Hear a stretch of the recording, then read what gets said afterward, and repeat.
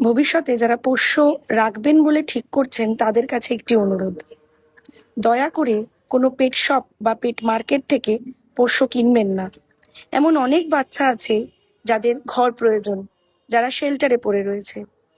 আপনারা দেশি বিদেশি যে কোনো বাচ্চা শেল্টার থেকে অ্যাডপ্ট করতে পারেন। যে পরিমাণ টাকাটা দিয়ে আপনারা কুকুর বিড়াল কিনছেন, সেই টাকাটা দিয়ে ট্রিটমেন্ট করে সুস্থ করে এই সমস্ত বাচ্চাদের যারা শেল্টারে পড়ে রয়েছে, যাদের ঘর প্রয়োজন, তাদের ঘর দিন।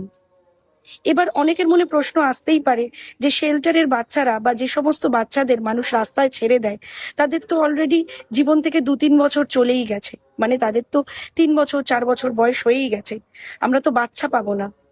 ঠিক কথা, কিন্তু আপনি পেট মার্কেট বা কোনো পেট শপ থেকে যে কুকুরটিকে বা বিড়ালটিকে কিনে নিয়ে যাচ্ছেন, তারা যে বহুদিন বহু বছর বাঁচবে এবং তারা যে খুব সুস্থ, সেটার গ্যারেন্টি কি আপনারা দিতে পারেন?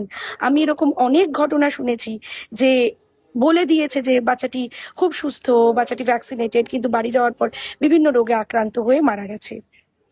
বেসিক্যালি আনএথিক্যাল ব্রিডাররা তো অশিক্ষিত হয়, তারাও কিন্তু আপনাদের খুব সুস্থ বাচ্চা দেয় না। সুতরাং কুকুর বিড়াল কেনা বন্ধ করুন, দয়া করে শেল্টার থেকে অ্যাডপ্ট করুন। অনেক বাচ্চা আপনাদের ঘরের অপেক্ষায় রয়েছে।